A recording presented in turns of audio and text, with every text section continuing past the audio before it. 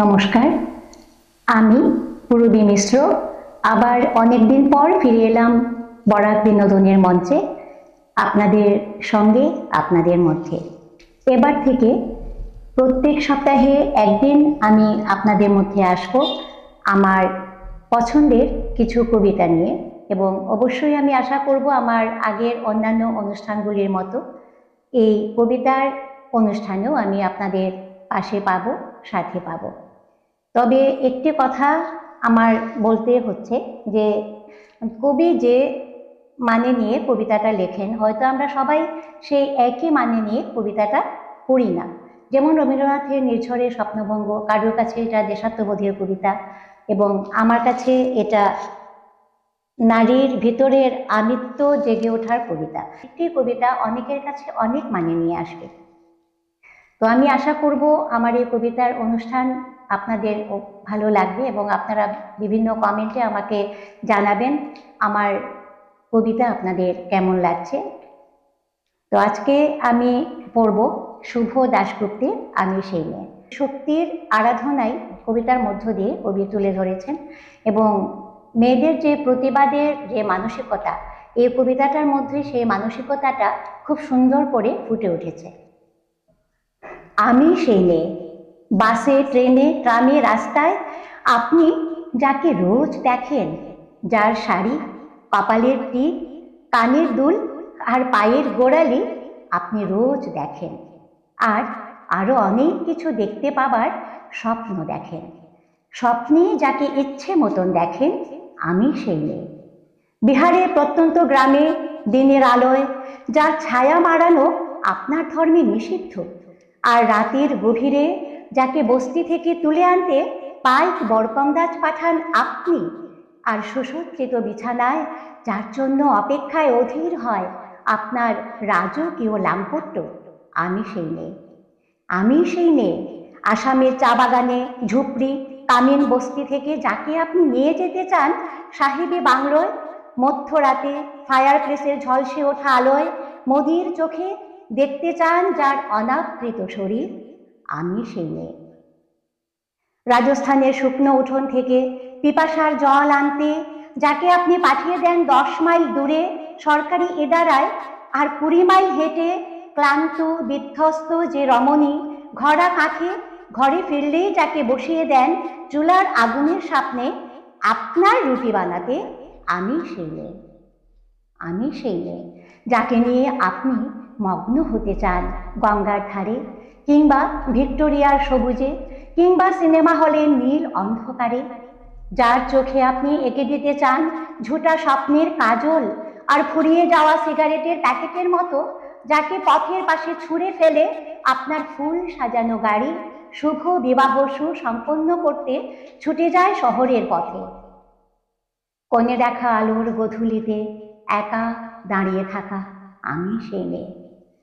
আমি সেই মেয়ে, এমনকি দেবতারাও যাকে ক্ষমা করেন না, অহংকার আর শক্তির দম্ভে যার গর্ভে রেখে যান কুমারীর অপমান, আর চোখের জলে কুন্তি হয়ে নদীর জলে বিসর্জন দিতে হয় কর্ণকে আত্মযুগে, আমি সেই মেয়ে।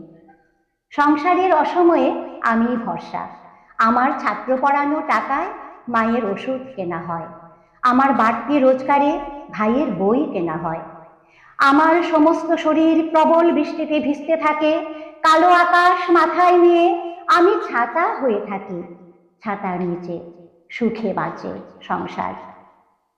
আপনি আপনি আপনারা আমার জন্য অনেক করেছেন, সাহিত্যে, কাব্যে, শাস্ত্রে, লোকাচারে আমাকে মা বলে পুজো করেছেন, প্রকৃতি বলে আদিক্ষেতা করেছেন, আর শহরগঞ্জের কানা গলিতে ঠোঁটে রং মাখিয়ে কুপি হাতে দাঁড় করিয়ে দিয়েছেন। হ্যাঁ হ্যাঁ, আমি সেই মেয়ে। একদিন হয়তো একদিন, হয়তো অন্য কোনো একদিন আমার সমস্ত মিথ্যে পোশাক ছুঁড়ে ফেলে দিয়ে আমি হয়ে উঠব সেই অসামান্যা, খোলা চুল মেঘের মতো ঢাকবে আমার খোলা পিঠ, দু চোখে জ্বলবে ভীষণ আগুন, কপাল ঠিকরে বেরুবে ভয়ঙ্কর তেজ ও রশ্মি, হাতে ঝলসে উঠবে সেই খড়গ, দু পায়ের নুপুরে বেজে উঠবে রণদুন্দুভি, নৃশংস অট্টহাসিতে ভরে উঠবে আকাশ, দেবতারাও আতঙ্কে স্তব্ধ হয়ে বলতে থাকবেন, মহামেঘ প্রভাং ঘোরাং মুক্ত কেশিং চতুর্ভুজাং কালিকাং দক্ষিণাং মুন্ডমালা বিভূষিতাং। বিভৎস দাবানলের মতো আমি এগোতে থাকবো, আর আমার এগিয়ে যাবার পথে দুপাশে মুন্ডহীন অসংখ্য দেহ ছটফট করতে থাকবে। সভ্যতার দেহ, প্রগতির দেহ, উন্নতির দেহ, সমাজের দেহ। হয়তো আমি সেই মেয়ে, হয়তোবা। আমার প্রিয় কবিতাটা আমার মতো করে আমি বললাম। যে দুর্গা মায়ের পুজো আমরা করি, যে শক্তি মায়ের আরাধনা আমরা করি, পৃথিবীর সমস্ত নারী শক্তি যে শক্তির প্রতীক, যে প্রকৃতির প্রতীক, সেই শক্তিকে আমরা সবাই পুজো করি মণ্ডপে মণ্ডপে, আমাদের ঘরে, প্রত্যেকটি দেবালয়ে, প্রত্যেক দিন সন্ধ্যে সকালে। অথচ প্রত্যেকটা দিন, প্রত্যেকটা রাত এই আমাদের এই শক্তির প্রতিভূরা আমরা যারা জীবন্ত দুর্গারা, প্রত্যেকটা দিন প্রতিটি রাত তিলে তিলে বিভিন্নভাবে বিভিন্ন আঙ্গিকে আমাদের এই সমাজ সংসারের সঙ্গে যুদ্ধ করতে হয় বিভিন্নভাবে। এবং অনেকেই আমাদের মধ্যে হয়তো অত্যাচারিতা হচ্ছে, নির্যাতিতা হচ্ছে, হয়তো অনেকে মুখ বুঝে সেটা আমরা সহ্য করে চলেছি। তো এই কবিতাটার মাঝখানে সেটাই আমার ভাবনা, যে নীরব হয়ে নিজেদের স্বাধিকার আমরা অর্জন করতে পারবো না। কাজে পৃথিবীর প্রত্যেকটি মেয়েকে নিজের স্বাধিকার রক্ষার জন্য অবশ্যই এগিয়ে আসতে হবে, মুক্ত মনে, মুক্তভাবে, এবং নীল আকাশের নিচে জানাতে হবে আমাদের মনের ইচ্ছে, আমাদের কামনা এবং আমাদের প্রতিবাদ। আজকের মতো এইটুকুই।